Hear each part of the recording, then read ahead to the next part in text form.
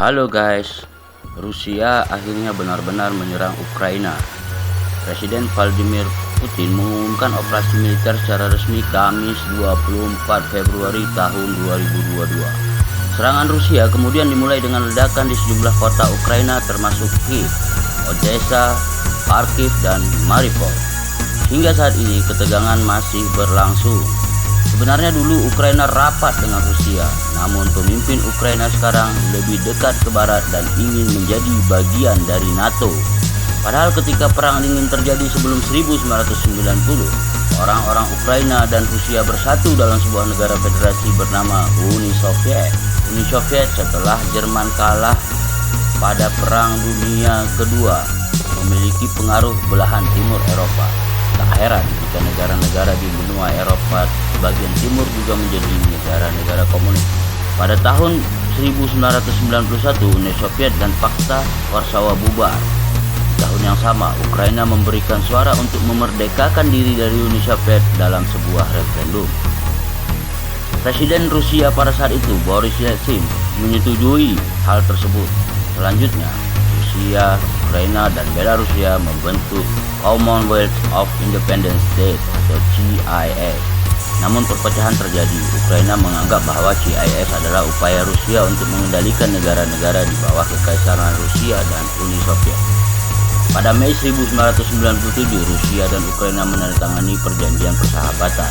Hal tersebut adalah upaya untuk menyelesaikan ketidaksepakatan. Rusia diizinkan untuk mempertahankan kepemilikan mayoritas kapal di armada Laut Hitam yang berbasis di Crimea, Ukraina. Rusia pun harus membayar Ukraina biaya sewa karena menggunakan pelabuhan Sevastopol. Hubungan Rusia dan Ukraina memanas lagi sejak 2014. Kala itu muncul revolusi menentang supremasi Rusia. Massa anti pemerintah berhasil melengsarkan mantan presiden Ukraina yang pro-Rusia, Viktor Yanukovych. Kerusuhan bahkan sempat terjadi sebelum berdamai di tahun 2015 dengan kesepakatan Minsk. Revolusi juga membuka keinginan Ukraina bergabung dengan Uni Eropa dan NATO, membuat Putin marah ketika prospek dirinya pangkalan NATO di sebuah perbatasannya. Hal ini juga didukung makin eratnya hubungan sejumlah negara Eropa Timur dengan NATO, sebut saja Polandia dan negara-negara Balkan. Saat Yanukovych jatuh, Rusia menggunakan kekosongan kekuasaan untuk mencaplok Crimea di 2014. Rusia juga mendukung separatis di Ukraina, yakni Donetsk dan Luhansk, untuk menentang pemerintah di Ukraina. Isu serangan bergulir sejak November 2021. Sebuah citra satelit menunjukkan penumpukan baru pasukan Rusia di perbatasan dengan Ukraina.